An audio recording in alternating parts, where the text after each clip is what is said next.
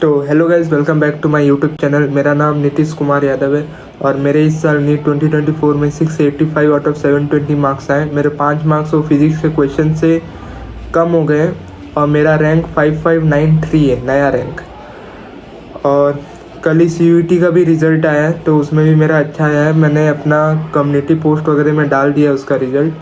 तो इस वीडियो में हम लोग बात करेंगे कि मेरा क्या स्टडी टाइम टेबल था ड्रॉप ईयर में, मैंने कैसे कैसे पढ़ाई की, कैसे सब्जेक्ट को कितना टाइम देता था, कैसे करता था। ये सब मैं इस वीडियो में पूरा आपको डिस्कस करने वाला हूँ और इसमें जितने भी पॉइंट्स हैं मैं सारे कवर करने की कोशिश करूँगा। आपके कुछ डाउट्स भी रहेंगे उसको भी क्लियर करने की कोशिश करूँगा। तो चलिए शुरू करते हैं। सबसे पहले कुछ पॉइंट्स है जो आपको रिमेंबर करनी होगी। ये वीडियो स्ट्रेट फॉरवर्ड रहेगा, ज़्यादा नहीं, 6-7 मिनट का रहेगा, एकदम बेसिक से सब बताऊँगा। तो सबसे पहले आपको याद रखना है कि कोई टाइम टेबल नहीं था मेरा, मैंने कोई टाइम टेबल नहीं बनाया था। लाइक पेन पेपर में जो होता है वो वाले टाइम टेबल नहीं बनाया था मैंने।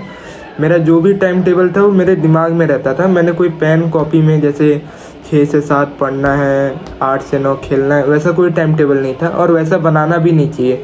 उससे क्या होता है, आपको बहुत वो फोर्स वाली फीलिंग आ जाती है कि मेरे पे प्रेशर है, मेरे को करना है। वैसा नहीं करना है आपको। और दूसरा पॉइंट है कि मैं एक रात पहले ही अपना जो नेक्स्ट डे का जो टास्क होते थे मैं उसको दिमाग में रख के सो जाता था। मतलब हाँ, मुझे अगले दिन ये करना है, मैं उसको एक रात पहले ही मैं उसको कर लेता था दिमाग में कि हाँ मुझे ऐसा ऐसा करना है अगले रात। और दिन भर लाइक नेक्स्ट डे जितने भी टास्क थे मेरे उसको मैं अपने दिमाग में लेके रहता था कि हाँ मुझे आज बस ये सारे टास्क अपने कंप्लीट करने, और इधर उधर की फालतू बातें कुछ नहीं रहती थी मेरे दिमाग में। सिर्फ रहता था कि मुझे ये सब अपने टास्क है ये सब को पूरे कंप्लीट करने, और आपको कुछ इधर उधर की बातें नहीं रखनी है दिमाग में। तो ये सब कुछ पॉइंट है, ये सब आपको भी दिमाग में रखना है। तो सबसे पहले मैं सुबह 7-8 बजे के लगभग उठता था। उसके बाद 1 घंटे में सुबह का जितना भी ब्रश वगैरह करके मैं 9 बजे पढ़ने बैठ जाता था। 9 बजे मैं फिज़िक्स लेके बैठता था सुबह 9 से 1 या 2 बजे तक, जितना मेरा मन करता था। जिस दिन ज़्यादा अच्छा चैप्टर कर रहा हूँ तो और मन करता था करने का, तो मैं 2 बजे तक लगातार बैठ जाता था। उसके बीच में कोई ब्रेक नहीं लेता था। 9 से 1 मैं फ़िज़िक्स पढ़ता था। उसके बाद 1 से 3 बजे के बीच में मेरा ब्रेक टाइम था। ब्रेक में मैं सिर्फ खाना वगैरह खा के सिर्फ थोड़ा पेरेंट्स वगैरह से बात करके, कोई मोबाइल नहीं चलाता था, ना इंस्टाग्राम ना व्हाट्सएप तो ठीक है चलता है उतना, बाकी कोई सोशल मीडिया वगैरह नहीं चलाता था मैं। और पेरेंट्स वगैरह मम्मी थी मेरे घर पे, तो मैं उनसे बात करता था ऐसे ही इधर उधर की बातें, बस नॉर्मल टॉक्स, और कुछ इधर उधर की बातें नहीं करना है। मोबाइल वगैरह नहीं चलाता था मैं। फिर 3 बजे से मैं बायो पढ़ने बैठता था। 3 बजे से 5 बजे तक मैं 2 घंटा बायो पढ़ता था। बायो में क्या, मेरे को आलस आता था कि यार एक ही चीज़ बार बार कैसे पढ़े। उसका सिलेबस छोटा था और मेरा रिवीजन भी हो चुका था। तो मैं क्या करता था कि मेरे घर में सिर्फ 2 लोग थे, मैं और मम्मी थे, और पापा ऑफिस जाते थे, और भाई जो था वो कॉलेज मतलब हॉस्टल में था, वो भुवनेश्वर में। तो मैं मम्मी को अपने सामने बैठा के उनको ऐसा प्रिटेंड कराता था कि मैं उनको पढ़ा रहा हूँ, जैसे मैं NCERT का लाइन रिवाइज कर रहा हूँ, कोई भी चैप्टर हो गया तो मैं पढ़ के उस लाइन को थोड़ा उनको समझाने की कोशिश करता था कि हाँ मेरे को भी समझ आए और थोड़ा इंटरेक्शन भी हो और बोरिंग भी ना लगे सब्जेक्ट। तो ऐसा आप ज़रूर कर सकते हैं। और मैं इसी वजह से बायो में पढ़ता था और पढ़ पाता था, वरना मेरे को बहुत बोरिंग लगता था बायो, और बहुत लोगों को लगता भी होगा। तो ये आप अपना सकते हैं। लाइक किसी को भी या दीवार को भी सामने रख के आप ऐसे समझा सकते हैं कि हाँ ऐसा ऐसा चीज़ें हैं, ऐसा ऐसा तुम लाइन पढ़ रहे हो, वैसा टाइप। और मैं ये सब काम अपने स्टडी टेबल था मेरा साइड में, अभी हटा दिया मैंने, तो मैं सिर्फ उस पर करता था। और कमरे में कोई नहीं रहता था मेरे, नो डिस्टर्बेंस। आपको कोई डिस्टर्बेंस नहीं रखना है, सिर्फ आप और आपका स्टडी टेबल और आपका बुक्स। और कोशिश करिए कि थोड़ा खिड़की के साइड आप रहे तो सही रहेगा। उससे क्या होता है, बाहर का भी थोड़ा लाइट वगैरह आएगी तो सही रहेगा।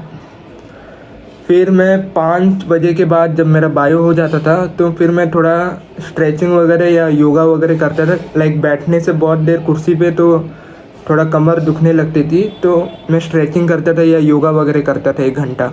उससे क्या होता था, दिमाग भी सही रहता था मेरा। और 5 से 7 बजे तक मैं इधर उधर फिर नाश्ता वगैरह करता था, तो इसी में मेरा 2 घंटा टाइम निकल जाता था। उसके बाद 7 बजे से केमिस्ट्री करता था मैं 7 से 10। तो ये सब चीज़ें लाइक ब्रेक टाइम में भी मेरे दिमाग में घूमती थी कि हाँ 7 बजे मुझे बैठना ही बैठना है और मुझे ये सब कंप्लीट करना है आज। तो 7 बजे मैं केमिस्ट्री करने बैठता था, 7 से 10 मैं केमिस्ट्री करता था, जो भी मेरे को करना होता था। उसके बाद बीच में क्या होता था, कभी कभी 8-9 बजे लाइक पापा ऑफिस से आते थे, तो ऑफिस टाइम उनका ख़त्म होता था, तो वो आके देखते थे कि हाँ भाई लड़का पढ़ रहा है, अच्छा कर रहा है। उन्होंने कभी फोर्स नहीं किया मेरे को कि हाँ तुम क्यों नहीं पढ़ रहे या इतना देर पढ़ो वैसा पढ़ो। वो आके देखते थे मेरे को कि हाँ अच्छे से कर रहा है। रोज़ ही देखते थे कि मैं उस टाइम पे लगभग कुछ ना कुछ कर ही रहा होता हूँ पढ़ाई में। तो वो सोचते थे, कभी कभी फास्ट फूड खिलाने ले जाते थे या बाहर ऐसे ही राउंड लगवाने या रेस्टोरेंट वगैरह में खिलाने ले जाते थे। तो उससे क्या होता है कि आपका जो मोटिवेशन लेवल होता है और जो करने की इच्छा होती है वो बढ़ जाती है। तो मैं भी आप लोग को ये रिकमेंड करूँगा, भले ही आपके पापा ना ले जाए, आप खुद अपना जाके शाम को कहीं घूम के आ सकते हैं, जिससे आपका वो अंदर का करने की इच्छा बढ़े और मोटिवेशन आए करने के लिए। तो ये मुझे बहुत मोटिवेशन देता था शाम में। तो मैं केमिस्ट्री 10 बजे तक करता था लगभग। उसके बाद मैं 10 बजे के बाद अपने आप को एनालिसिस करता था कि मैंने आज क्या किया क्या नहीं किया, मेरे आज सारे टास्क कंप्लीट हुए कि नहीं हुए, अगले दिन क्या करना है। तो अगर कुछ नहीं भी हुए होंगे तो मैं उससे सीखता था कि नहीं अगले दिन मैं ऐसा करूँगा तो मेरा पूरे दिन का टास्क कंप्लीट हो जाएगा। तो ये सब चीज़ें करता था। फिर खा पी के मैं आराम से 11 बजे तक सो जाता था। फिर सुबह 7-8 बजे तक आराम से 9-10 घंटे की नींद लेके उठ जाता था। उसके बाद एक चीज़ है कि टेस्ट में मेरे मार्क्स कम आते थे कभी कभी, लाइक थंबनेल में भी आपने देखा होगा, कभी कभी 300-400 भी आए, कभी कभी 500-550 आए, मेनली 500-550 ही रहते थे। तो वो सब चीज़ें मैं क्या करता था, उसको अपने बैक ऑफ माइंड में एज अ मोटिवेशन लेके रहता था कि हाँ आज मेरा एलन का टेस्ट संडे में ऐसा ऐसा मार्क्स आया, अभी मेरे पास 2 हफ्ता है और मेरे को नेक्स्ट टेस्ट में अच्छा करना ही करना है। तो मैं इसको ये मोटिवेशन लेके चलता था अपने बैक ऑफ माइंड में। इससे मैं गिल्ट नहीं होता था कि टेस्ट कम आ गए अब कैसे होगा। मैं उस एज अ मोटिवेशन लेके आपको चलना है, नेक्स्ट टेस्ट में आपको अच्छा करना है और आप कर सकते हैं, 2 हफ्ते बहुत होते हैं। और मेरे उस टेस्ट के जो भी मिस्टेक्स होते थे मैं उसको टेस्ट एनालिसिस करके कॉपी में लिखता था, जैसे मैंने टेस्ट एनालिसिस वाली वीडियो में ही बताया, तो आप उसको जाके देख सकते हैं। और स्टिकी नोट्स पे भी मैं अपने स्टडी टेबल के सामने लगा देता था, ताकि 2 हफ्ता जब भी मैं करूँ तो ये सब मिस्टेक्स मुझे याद रहे कि हाँ मैंने ये सब किए थे और ये 2 हफ्ते में मुझे नहीं करना है और एग्ज़ाम के दिन भी मुझे नहीं करना है ये सब मिस्टेक्स। तो ये सब चीज़ें मैं इसको कंसिस्टेंट फॉलो करता था। मैंने आपको बताया 1 साल में मैंने बस 1 हफ्ते का ब्रेक लिया था। मैं मथुरा वृंदावन गया था घूमने के लिए, अक्टूबर के अराउंड था, माइंड फ्रेश करने के लिए बस। उसके बाद मैं पूरे साल कंसिस्टेंट था, कभी ब्रेक नहीं लिया, कुछ नहीं लिया। तो आपको भी वैसे ही करना है। फिर बहुत लोग पूछते हैं कि एक चैप्टर से कितने नंबर ऑफ क्वेश्चन करें, क्या करें क्या नहीं करें। तो मैं बताना चाहूँगा मैं क्या करता था। मैं जब भी कोई चैप्टर क्लास में हुआ मैंने उसका करके नोट्स वोट्स बना के रिवीजन करके मैंने उसके क्वेश्चन लगाए। उस वक्त के लिए मैं उसके कम से कम मॉड्यूल वगैरह जो भी बुक्स है 50-60 से 80 क्वेश्चन मैं लगाता था। फिर जब मैं रिवीजन करने आता था, 1 हफ्ता बाद मैं रिवीजन करने आया, तब आपको कितने क्वेश्चन लगाने, आपने पूरा नोट्स रिवाइज किया। उसके बाद मैं क्या करता था, जेईई मेन का PYQ ले लेता था या यूट्यूब से क्वेश्चन प्रैक्टिस का जो सीरीज़ होते हैं उसमें से उठा के मैं ज़्यादा नहीं 5 से 10 या 15 क्वेश्चन में उस चैप्टर के लगा के साइड हो जाता था कि हाँ ठीक है, कॉन्फिडेंस आ गया, मैंने ये सब क्वेश्चन किए और नए तरीके के क्वेश्चन मैंने लगाए। तो उससे क्या होता है 5-10 क्वेश्चन आप अलग अलग जगह से आप कर सकते हैं ऐसे रिवीजन करने के बाद।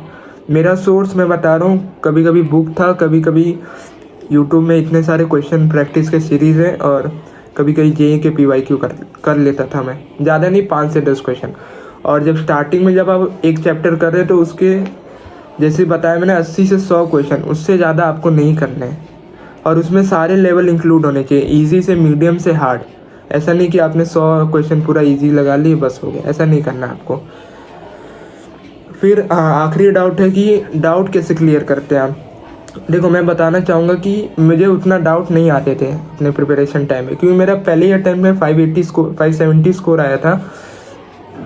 तो मुझे उतना डाउट नहीं आते थे क्योंकि मेरा प्रिपरेशन अच्छा था। लेकिन बहुत लोगों को आते हैं, तो मैं उनको रिकमेंड करूँगा कि आप PW सारथी ऐप ले लें और मैं अपने डाउट कैसे सॉल्व करता था, मुझे एक तो उतने डाउट आते नहीं थे, जो भी आते थे मैं अपने गूगल करके उसको देख लेता था। लाइक गूगल पे टॉपर, ब्रेनली, ये सब के सॉल्यूशन मिल जाते हैं ये लोग पे, तो मैं उनके सॉल्यूशन देख के, या कुछ डाउट नट के वीडियो सॉल्यूशन भी आते हैं तो मैं देख के समझ जाता था।